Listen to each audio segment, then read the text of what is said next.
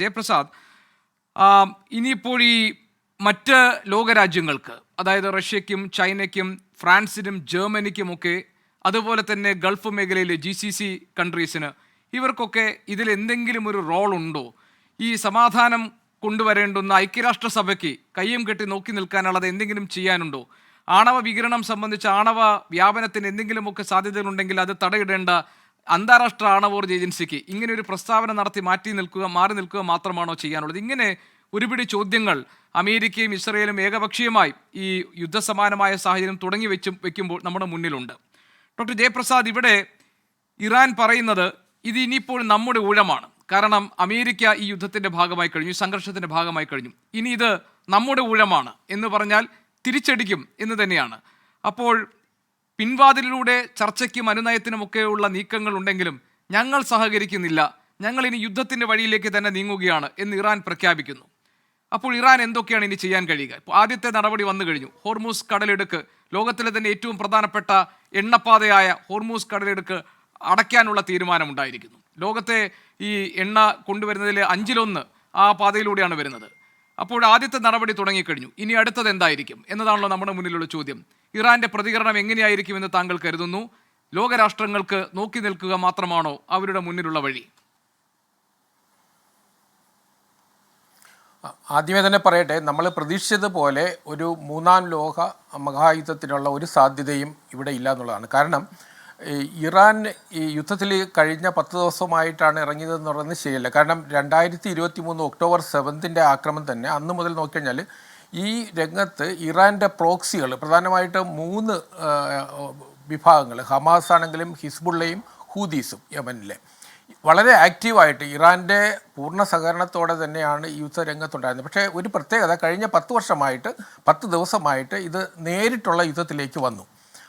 അപ്പോൾ ഇറാൻ വളരെ നേരത്തെ തന്നെ ഫീൽഡിലുണ്ട് പ്രോക്സികളിലൂടെ. അതിന് സമാന്തരമായിട്ട് അമേരിക്കയുടെ പിന്തുണയിൽ ആണ് ഇസ്രയേൽ മുന്നേറിയത്. അപ്പോൾ ഈ യുദ്ധം എന്ന് പറയുന്നത് ഇന്ന് തുടങ്ങിയതല്ല. അപ്പോൾ ഏതാണ്ട് 2023 ഒക്ടോബർ മുതൽ ആണ് യുദ്ധമാണെങ്കിൽ, അതിനു മുമ്പ് തന്നെ അമേരിക്ക 1979 ഏപ്രിൽ മാസത്തിൽ ഈ ഇസ്ലാമിക റവല്യൂഷൻ ഉണ്ടായ കാലം മുതൽ അമേരിക്കയുടെ കണ്ണിലെ കരടാണ് ഇറാനിലെ ഭരണകൂടം. അപ്പോൾ മാത്രമല്ല, അറബി ലോകത്ത് നമ്മൾ ഈ പറയുന്നത് പോലെ ഇപ്പോൾ ഓർഗനൈസേഷൻ ഓഫ് ഇസ്ലാമിക് കൺട്രീസിൽ 57 അംഗരാജ്യങ്ങളുണ്ട്. പക്ഷെ നമ്മൾ നോക്കുമ്പോൾ എല്ലാവരും വാക്കുകൾ കൊണ്ട് ഈ ആക്രമണത്തെ തള്ളിപ്പറഞ്ഞതിനപ്പുറം യമൻ എന്നുള്ള ഒരു രാജ്യം ഒഴിച്ചു കഴിഞ്ഞാൽ, യമൻ തന്നെ നമുക്കറിയാം ഹൂതികളുടെ ഭാഗത്തുള്ള യമനാണ്, അവരൊഴിച്ചു കഴിഞ്ഞാൽ ഒരു രാജ്യവും ഇറാന് പിന്തുണ എന്ന് പറഞ്ഞാൽ ഞാൻ ഫിസിക്കലായിട്ടുള്ള പിന്തുണ നൽകാൻ തയ്യാറായിട്ടില്ല. പാകിസ്ഥാൻ നമ്മൾ പ്രതീക്ഷിച്ചതുപോലെ പാകിസ്ഥാനും നമുക്കറിയാം കഴിഞ്ഞ ദിവസമാണ് പാകിസ്ഥാൻ്റെ പ്രധാനമന്ത്രിയെക്കാളും അവിടെ പവറുള്ള അവിടുത്തെ സേനാധിപതി വാഷിങ്ടണിൽ വരുന്നത്. അപ്പം ട്രംപിൻ്റെ വിരുന്ന് കഴിഞ്ഞ് വരുന്നത്. അപ്പം പാകിസ്ഥാൻ്റെ തന്നെ ഒരു സപ്പോർട്ട്, അസിം മുനീർ, അത് ലോജിസ്റ്റിക്കൽ സപ്പോർട്ട് പാകിസ്ഥാൻ്റെയും കൂടെ എന്തായാലും അമേരിക്ക സ്വീകരിച്ചിട്ടുണ്ടാവും. അത് ഇനി വരുന്ന നാളുകളിലായിരിക്കും നമുക്ക് അറിയാൻ പോകുന്നത്. അതുകൊണ്ട് ഈ യുദ്ധത്തെ നമ്മൾ കാണേണ്ട കുറച്ചുകൂടി വിപുലമായ തരത്തിലും, അതായത് ഹമാസ് ഇസ്രയേൽ എന്നുള്ള യുദ്ധത്തെക്കാൾ ഉപരി ഇതിൽ ഒരു 4.5 പതിറ്റാണ്ടിൻ്റെ അമേരിക്കയുടെ കാത്തിരിപ്പിൻ്റെ ഒരു ഫൈനലാണ് ഇപ്പോൾ വരുന്നത്. ഇനി നേരത്തെ ഇവിടെ സൂചിപ്പിച്ചതുപോലെ അമേരിക്കയിലേക്ക് കോൺഗ്രസിൻ്റെ പ്രശ്നം ഉണ്ടാകുന്നില്ല. അമേരിക്ക വാർ ഡിക്ലെയർ ചെയ്യണമെങ്കിൽ മാത്രമാണ് കോൺഗ്രസിൻ്റെ പിന്തുണ ആവശ്യമുള്ളൂ. ഇപ്പോൾ ഇതെന്ന് പറയുന്നത് ഇത്തരം ഇൻ്റർവെൻഷൻ അമേരിക്കയ്ക്ക് പല ലോക സമൂഹങ്ങളിൽ പല സമയത്തും അമേരിക്ക ഇടപെടാറുണ്ട്. അത് അതാത് സമയത്ത് ഡോക്ടർ ജയപ്രസാദ്, അവിടെ ഞാനൊരു സംശയം ചോദിക്കട്ടെ. അതായത് മറ്റൊരു രാജ്യത്തിൻ്റെ ആണവ നിലയം ലക്ഷ്യമാക്കി ഇതുവരെ അമേരിക്ക ഒരു യുദ്ധമുഖത്ത് പ്രയോഗിച്ചിട്ടില്ലാത്ത ബങ്കർ ബസ്റ്റർ പോലെയുള്ള ഒരു ആയുധം പ്രയോഗിക്കുമ്പോൾ കോൺഗ്രസിന് വിശ്വാസത്തിലെടുക്കണ്ടേ? അല്ല, അത് നമ്മൾ ടെക്നിക്കലായിട്ട് പറയുമ്പോൾ അതിൻ്റെ വിഷയമല്ല. രാജ്യത്തിനകത്ത് അമേരിക്കയുടെ ഇടപെടൽ നമുക്കറിയാമല്ലോ. ഈ 2001 ശേഷം ഈ പശ്ചിമേഷ്യയിൽ തന്നെ അമേരിക്കയുടെ ഇടപെടൽ നമ്മൾ നോക്കിക്കഴിഞ്ഞാൽ ഇറാഖിൽ, സിറിയയിൽ, അതുപോലെ ലിബിയയിൽ തുടങ്ങിയിട്ടുള്ള പല മേഖലകളിലും അമേരിക്കൻ ഇടപെടലുണ്ട്. അഫ്ഗാനിസ്ഥാൻ കൂടാതെ, ഞാൻ അഫ്ഗാനിസ്ഥാനിലെ മാറ്റി നിർത്തിയിട്ടാണ് പറഞ്ഞത്. അപ്പോൾ ആ തരത്തിൽ അമേരിക്കയുടെ ഇടപെടലുകൾ നിരന്തരമായിട്ടുണ്ടായിട്ടുണ്ട്. അപ്പോൾ ഇന്ന് നമ്മൾ കാണേണ്ടത് ഇറാനെ സംബന്ധിച്ചിടത്തോളം ഇറാൻ ഏതാണ്ട് ഒറ്റപ്പെട്ട് കഴിഞ്ഞു. കാരണം ഇറാന് ഏറ്റവും കൂടുതൽ പിന്തുണ നൽകേണ്ടിയിരുന്ന സിറിയ ഇന്ന് പൂർണ്ണമായിട്ട് ഇറാൻ്റെ ഭാഗത്തല്ല. അസദിൻ്റെ ഭരണം അവസാനിച്ചതോടെ ആ ഒരു ഫ്രണ്ട്ഷിപ്പ് എന്നുള്ളത് നഷ്ടപ്പെട്ടു. മറ്റൊന്ന് സോവിയറ്റ് യൂണിയൻ. അപ്പോൾ പഴയ സോവിയറ്റ് യൂണിയനിലെ റഷ്യ ഏതാണ്ട് 1945 മുതൽ റഷ്യക്ക് അവിടെ ഉണ്ടായിരുന്ന സിറിയയിലുണ്ടായിരുന്ന സൈനിക താവളം അടച്ചുപൂട്ടി. മാത്രമല്ല റഷ്യയെ സംബന്ധിച്ചിടത്തോളം ഈ യുദ്ധത്തിൽ ഇടപെടാൻ റഷ്യക്ക് കഴിയില്ല. ഉക്രൈൻ വിഷയത്തിൽ റഷ്യ കഴിഞ്ഞ 3 വർഷമായി നിൽക്കുന്നു. ചൈനയും അതുപോലെ തന്നെയാണ്. ചൈനയുടെ നമ്മളിപ്പോൾ ഗ്ലോബൽ ടൈംസിൽ ഇന്ന് വന്നിട്ടുള്ള അവരുടെ പ്രതികരണങ്ങൾ നോക്കുമ്പോഴും അറിയാം, വളരെ നമ്മളെ ഇന്ത്യയെ പോലെ തന്നെ വളരെ ഡിപ്ലോമാറ്റിക് തരത്തിലുള്ള പ്രതികരണങ്ങൾക്കപ്പുറം ഒരു ഭൗതികമായി ഈ യുദ്ധത്തിൽ ഇടപെടാൻ ഒരു വൻശക്തി രാജ്യവും തയ്യാറാണ്. യൂറോപ്യൻ യൂണിയൻ രാജ്യം. ഇതേ സാഹചര്യത്തിലൂടെയല്ലേ ഇറാൻ ഇറാഖ് യുദ്ധമുണ്ടായപ്പോൾ ഇതുപോലെ തന്നെയല്ലേ ഇറാൻ ആ സമയവും കൈകാര്യം ചെയ്തത്? ഇറാനെ സംബന്ധിച്ച് ചരിത്രത്തിലുടനീളം ഇറാൻ ഏതെങ്കിലും ഒരു രാഷ്ട്രത്തിന്റെ പിന്തുണയിലോ ഏതെങ്കിലും ഒരു വൻ ശക്തിയുടെ അനുഗ്രഹാശിസ്സുകളിലോ ആയിരുന്നില്ല ഇറാന്റെ പട മുഴുവൻ നയിച്ചിരുന്നത്. അത് ആ രാഷ്ട്രം തന്നെ അവർ തന്നെ ആർജിച്ചെടുത്ത അവരുടെ ആക്രമണോത്സുകത കൊണ്ടും ഒക്കെ തന്നെ സംഭവിച്ചതാണ്. അവിടെ അല്ലെങ്കിൽ തന്നെ ആ ഗൾഫ് മേഖലയിൽ ഒറ്റപ്പെട്ട രാജ്യമാണ് ഇറാൻ, ഒരു ഷിയ രാജ്യം എന്ന നിലയിൽ. അപ്പോൾ ഇറാന്റെ ചരിത്രം നോക്കിക്കഴിഞ്ഞാൽ ഇറാൻ ഇതിലും വലിയ പ്രതിബന്ധങ്ങളെയും പ്രതിസന്ധികളെയും മറികടന്നിട്ടുണ്ട്.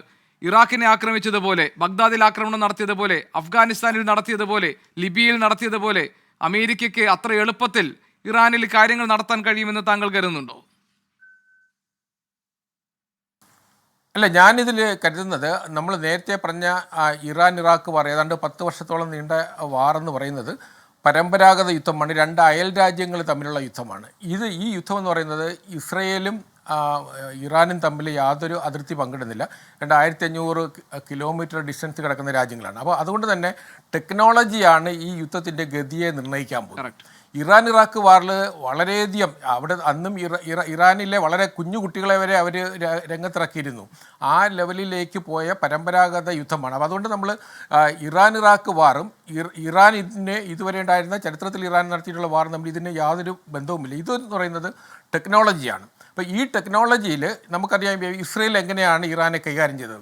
ഇപ്പം യഥാർത്ഥത്തിൽ ഇറാൻ്റെ ശത്രുക്കൾ ഇറാനകത്താണ്. ഇപ്പോൾ ഇറാനിൻ്റെ ഇസ്ലാമിക ഭരണകൂടത്തിൻ്റെ ജനാധിപത്യ വിരുദ്ധമായ, സ്ത്രീ വിരുദ്ധമായ, മനുഷ്യാവകാശ ലംഘനങ്ങളെല്ലാം നടത്തുന്ന ഒരു ഭരണകൂടത്തിന് അത് സംഘടിതമല്ല. അവരെ പൂർണ്ണമായിട്ടും തച്ചുടച്ച് കഴിഞ്ഞു. അപ്പോൾ ആ വിഭാഗങ്ങളുടെ എല്ലാം തന്നെ മാനസിക പിന്തുണ ഇന്ന് അമേരിക്കയ്ക്കും ഇസ്രയേലിനുമുണ്ട്. അതുകൊണ്ട് തന്നെ എല്ലാ കാര്യങ്ങളും ഇൻഫർമേഷൻ, അപ്പോൾ നമ്മളറിയാം മോഡേൺ യുഗത്തിൽ ഇൻഫർമേഷനാണ് ഏറ്റവും വലിയ ആയുധം. ഈ ഇൻഫർമേഷൻ, ഇറാനകത്തുള്ള സകല ഇൻഫർമേഷനും ഇറാനിൽ നിന്ന് പുറത്തു പോകുന്നുണ്ട്. അതുകൊണ്ട് ഒരു സോളിഡ് ആയിട്ടുള്ള ഒരു ശക്തിയല്ല ഇറാൻ ആഭ്യന്തരമായിട്ട്. ശരി. അപ്പം ഇറാൻ്റെ ശത്രുക്കൾ ഇറാനകത്ത് തന്നെയാണ്. മാത്രമല്ല മുൻ കിരീടാവകാശി ഉൾപ്പെടെ ഉള്ള ആളുകൾ മുന്നോട്ട് വന്നിട്ടുണ്ട്. സ്വാഭാവികമായിട്ടും ഞാൻ വിചാരിക്കുന്നത് എൻ്റെ ഇത് ഇറാനിൽ ഭരണമാറ്റം ഉണ്ടാകും, യാതൊരു സംശയവുമില്ല. അതിനകത്ത് എനിക്ക് മറുവാദങ്ങൾ പറയാൻ ധാരാളമുണ്ട്. ഒന്ന്, താങ്കൾ പറഞ്ഞതുപോലെ ഇറാനകത്ത് ആഭ്യന്തര പ്രശ്നങ്ങളുണ്ട്, കുഴപ്പമില്ല, അങ്ങനെയുള്ള പ്രശ്നങ്ങളുണ്ട്. ഇസ്രയേലിനകത്ത് നെതന്യാഹു ചെയ്യുന്ന കാര്യങ്ങൾക്ക് അവിടുത്തെ ജനതയുടെ പൂർണ്ണ പിന്തുണയുണ്ടെന്നാണോ താങ്കൾ കരുതുന്നത്? പിന്നെ താങ്കൾ പറഞ്ഞത് ടെക്നോളജിക്കൽ ഡെവലപ്ഡ് ആയിട്ടുള്ള ഒരു യുദ്ധമുഖത്തെക്കുറിച്ചാണ്. ശരിയാണ്, ഇറാഖിലാണെങ്കിലും അഫ്ഗാനിലാണെങ്കിലും ഒക്കെ അത് അതിർത്തികൾ പങ്കിടുന്ന സ്ഥലങ്ങളുണ്ടായിരുന്നു. അവിടെ കര യുദ്ധം നടന്നിരുന്നു. കരസേനയ്ക്കെത്തി യുദ്ധം ചെയ്യാൻ കഴിഞ്ഞ ഘട്ടത്തിലാണ് അതൊക്കെ ആ യുദ്ധങ്ങളൊക്കെ വിജയം കണ്ടത്. ഇത് ആകാശമാർഗത്തിൽ മാത്രം നടക്കാൻ പോകുന്ന യുദ്ധമാണ്. അവിടെ ടെക്നോളജി വളരെ വലിയ കാര്യം തന്നെയാണ്. അവിടെയാണ് ഈ അയൺ ഡോമും എയ്റോ 1, എയ്റോ 2, എയ്റോ 3, പിന്നെ അതിന് പുറമെയുള്ള താഡ്, ഇതിനെയൊക്കെ മറികടന്നുകൊണ്ട് ഇപ്പോൾ ഇറാന്റെ ബാലിസ്റ്റിക് മിസൈലുകൾ ഇസ്രായേലിന്റെ പലയിടങ്ങളിലും പതിച്ചുകൊണ്ടിരിക്കുന്നത്.